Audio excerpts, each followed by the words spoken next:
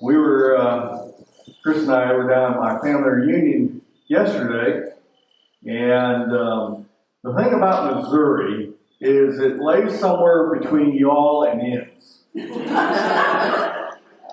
never know what you're going to get. Probably more y'all than anything else. But I looked up some terms here. And yeah, my phone's not going to cooperate. Here we go, hang on.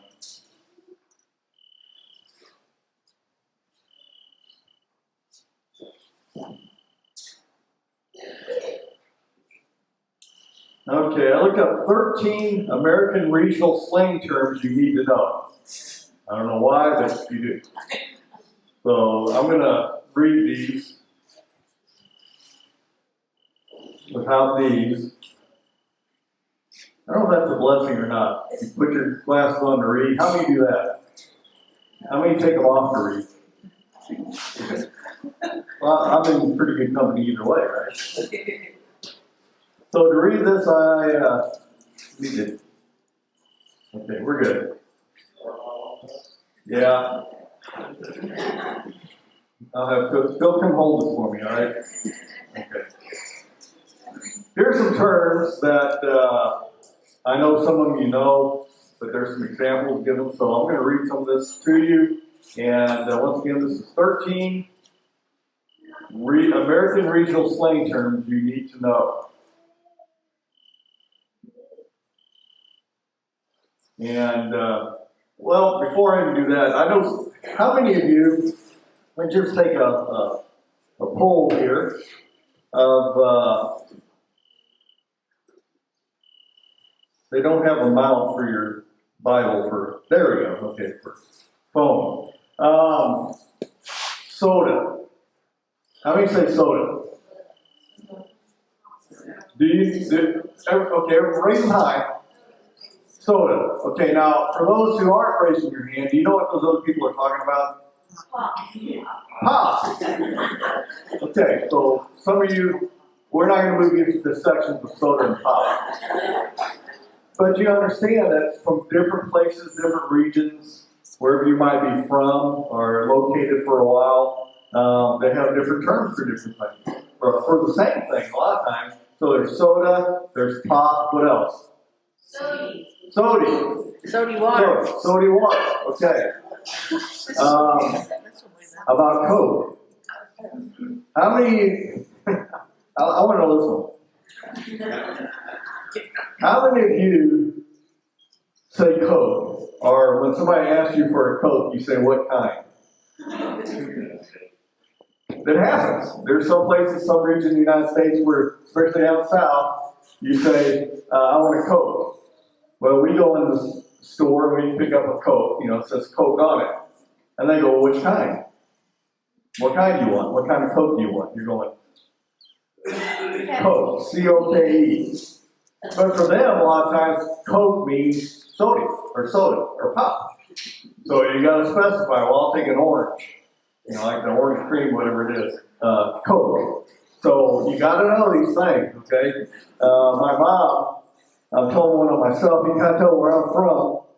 A little bit of background. I'm from Missouri, but half my life's been we've lived in Illinois. So there's not much difference, okay? But my mom was born and raised in southern Tennessee. And my dad was raised in southern Missouri. So, yeah, it says hillbilly on the back. That would apply to me too. By the way, this portion of the sermon is brought to you by Yellowstone National Park, where we say, don't pet what? The fluffy cows. Leave them alone. People get hurt doing that. All right. Mom, when she moved to Missouri, she married my dad, and she went to a restaurant, and she asked for milk. What? Milk. Still couldn't understand it. Do you know what milk is? M-I-L-N-K? It's the Southern Tennessee way of saying milk, M-I-L-K. So she was trying to ask for milk, but the way she phrased it, the way she'd already heard it, it was milk, which is kind of foreign and odd to me, but you know, that's Tennessee. Great place. And in case Mom hears a copy of this, nobody's thinking that. Okay, nobody's videotaping, so I can tell this. She had a hard time kind of adapting to Northern speech. And so it's always been fun going back to Tennessee and hearing milk or y'all or soda pop or Coke or whatever they call it. And just knowing that you're in a different region. You ever go to someplace like that and you just feel like kind of, I don't know what they're talking about. Or they look at you like they don't know what you're talking about. And so sometimes we can understand where somebody's from just from their speech. How they pronounce something, what terms they use for different things. So I'm going to read some of these to you. Hopefully. Yeah, I pray about painting too. You don't want to drop your phone. All right, here we go. Math. So we all think what math means, right? Here's what it means. A staple of the New Jersey and New York dialect. Mad is the stand for many are very. Example, that's mad tight. What? Or there were mad heads people at the party last night. I would think there's weird people, mad people at the party. You know, we understand it as angry. Not in the Northeast. I've never heard of this. How many of you have heard of John? John. J-A-W-N. That's why I don't go up, because they don't know what to talk about. Okay, here's what it means. If there's only one thing you learn about Philly, it ought to be the all-purpose John. J-A-W-N. Apparently, it's unlike any word in any other language. Yeah, that's for sure. Because you can use it as a stand-in for just about anything. Objects, concepts, events, places, and people. The prevailing theory is that John came from the word joint. But at this point, the original meaning is besides the point. So here's an example. I'll be at Will's John tonight. Don't forget to bring the John for my new John. Best stay out of Philly. Okay. Wicked. Wicked. This word is so quintessentially Boston, it's probably used in approximately 74% of, I'm just skipping that word, impression, and usually in conjunction with phrases like pop the caw. Yeah, they say don't argue, it's science. So I guess says I popped the caw and then got me some dunks. It was wicked refreshing. That's why when you live in Illinois, you don't go outside of Illinois, right? How about janky? You might have heard janky? Okay, a way of saying shoddy, messed up or of poor quality in New Hampshire and the surrounding northeastern states. Example, that janky old car won't get you anywhere. Don't use that one. Okay, how about slug? Anybody want to venture that one? Slug. We think of the little thing that crawls along the grass or ground and you pour salt on. You don't do that? Okay, I just told on myself. Okay. Slug. This is what you call a hitchhiker in Washington, D.C. See also slugging and slug mines. No, don't do that. Okay, example. My car's in the shop this week, so I guess I'm slugging for now. Who knew? All right. Burk. B-U-R-K. Used in Georgia and the general southern vicinity. Burk is a I can't say that word. Discomfortingly accurate way to describe vomit. Okay, we're going to pass that one. Okay. I read that earlier and forgot I was going to skip that one. Okay. How about mom and him? Mom and him. A New Orleans term for family. You didn't know I was saying either, did you? It's literally just a shortened version of mom and them. Mom and them. Okay, yins. Y-I-N-Z. English famously doesn't have a second person plural pronoun. In Texas, they say y'all. In the Pittsburgh area, they say yins. Example, I'll be seeing yins at the shindig later. How many of you use yins? Y-I-N-Z. Didn't think so. Okay, all right. We all say, what do you say? Y'all? Yes. Yes. Okay, another. Here, let me type that in.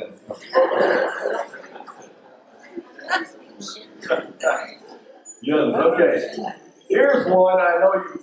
If you've heard of this, raise your hand. I got to know. Whooping soccer.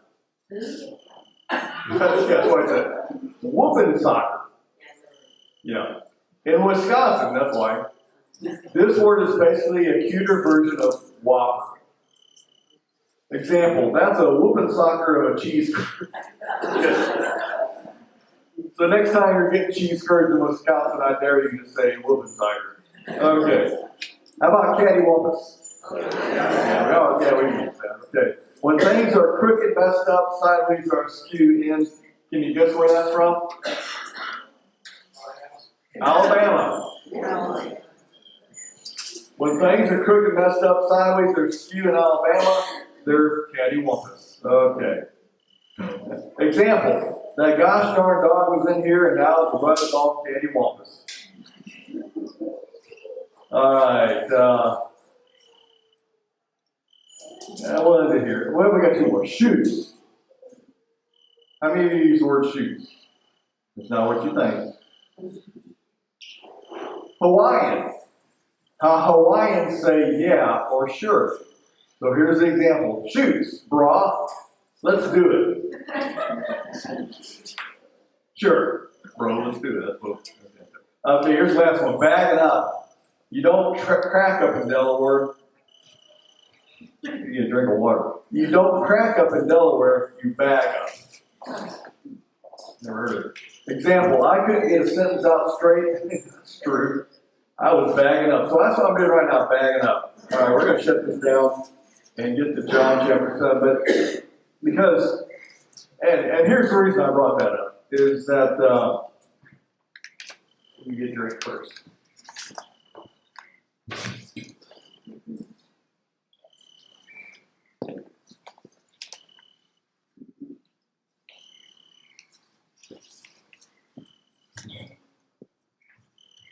You all know where Jesus was from.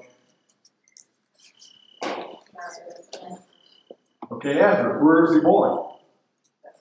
Bethlehem. All right, we all know that, right? But when you're just meeting somebody and you're alive in the first century, in Jesus' case, as we're reading through John chapter 7, we just kind of started last week, and there's some people who think they pegged Jesus. They know where Jesus is from, and it plays into our story today, okay?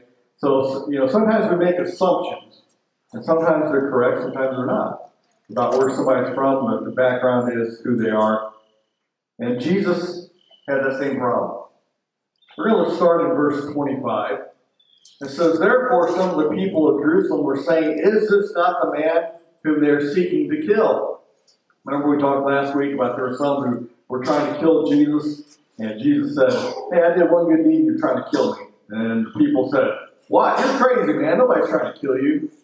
Well, apparently here in verse 25, some people caught on that, yes, there's talk around that somebody's trying to kill Jesus. And look, he is speaking publicly, and they are saying nothing to him. The rulers do not really know that this is the Christ, do they? So the people begin to listen.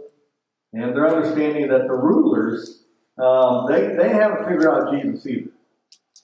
So you would think that they would, of all people, religious leaders would know, hey, this guy's doing miracles. We're hearing his teaching, his preaching. He's like nobody else. And yet, they haven't figured him out. And if the rulers, the leaders haven't figured him out, people are going, they're the experts. If they don't know who he is, how can we? But they say in verse 27, however, we know where this man is from. We got to figure it out, what they're saying. They may not know, but we know where he's from. For whenever the Christ may come, no one knows where he is from. You see, they thought they had it all figured out. Here's what the Christ, the Messiah, the Savior, the anointed one from God, is going to be like. When he shows up, nobody knows where he's coming from. He's just going to appear and, we'll know. We'll know then. But this guy, Jesus, we know where he's from. You see, they would say, hey, this guy's from Nazareth. So, even though the leaders don't know, we got it figured out. I think a lot of people today think they've got Jesus figured out. He's just a prophet. He says some good things. He's a good teacher. But they've never really considered that he is who he said he was. The Savior of the world, Messiah, God's Son. Because we sometimes peg people, we stick them where we think, if they're from this place, that here's what kind of people come out of this place, and that's where this person's from, so they must be like that. So they did the same thing to Jesus. However, we know where this man is from, but whenever the Christ may come, no one knows where he is from. So how does Jesus respond to that? He said this, Jesus therefore cried out in the temple, teaching and saying, you both know me and know where I am from. And I have not come of myself, but he who sent me is true, whom you do not know. So he takes them back to the fact that he's from God. You think you got me all figured out. You know where I'm from, so, you got me figured out. So he kind of plays on to that. Says, hey, you know where I'm from. You think you do. But they really don't. He says, I'm from God. I know him, verse 29 says, because I am from him, and he sent me. So it wasn't so much where he's from, but who sent him. And who was that? Who sent Jesus? God did, yeah. So that's the right answer, no matter where he's from and where he showed up, where he walked from, where he got a boat ride from, where he came in on a wagon, chariot, whatever it might be. What's really important is, who sent him? And that's Jesus. So how do people respond to that message? Here's what happened. They were seeking, therefore, to seize him. And no man laid his hand on him because his hour had not yet come. So it's getting to the point, they're getting pretty frustrated with Jesus. And they just wanted to grab him and shut him up. But it wasn't his time. We read that before, that God had an appointed time for Jesus to die on the cross. He knew it was going to take place. It didn't take God by surprise. It didn't take Jesus by surprise. But people they couldn't figure him out. If they had, what do you think they would have done? Oh, hold it. This is God's Son. Well, let's read on. Let's see what happens. For many of the multitude believed in him, and they were saying, when the Christ shall come, he will not perform more signs than those which this man has, will he? Hey, they were pretty sharp. They caught on. They understood. There's nobody else like this guy. When the Christ comes, is he going to do more than what Jesus does? And the answer is no. This must be the Christ. The Pharisees heard the multitude muttering these things about him. And the chief priests and the Pharisees sent officers to seize him. They'd had enough. They wanted to get rid of him. Jesus therefore said, for a little while longer I am with you, then I go to him who sent me. So he's going to go back home from where he's from. And where's that from? Where's he from? Heaven. You can look at him and say, he was raised in Nazareth. He's a Nazarene. Now that's the human version. That's looking through human eyes. Through spiritual eyes, it would be No, he's from heaven. He's not going back to Nazareth, where he was born or he was raised. He's going back to his real home, and that's heaven. You shall seek me and shall not find me, and where I am, you cannot come. The Jews therefore said to one another, where does this man intend to go, that we shall not find him? He is not intending to go to the dispersion among the Greeks and teach the Greeks, is he? Is he going to get fed up with us and go to the Jews go to the Greeks? What is this statement that he said, you will seek me and will not find me? Now, where I am, you cannot come. So Jesus is basically saying, I'm going back to heaven. I'm not going to Nazareth. I'm not going to Bethlehem. I'm not going to Jerusalem. So you're going to look for me, and you won't be able to find me. Because he's going back home. Thing is, do you know where Jesus is from? If I were to ask you, hey, what do you think about Jesus? What would go through your head? You see, if you haven't accepted Jesus as Lord and Savior, your other options, well, they might be good. They might be, he's a good teacher. But that falls short of who he is. Really is. And you really miss out on why Jesus came. He came from heaven.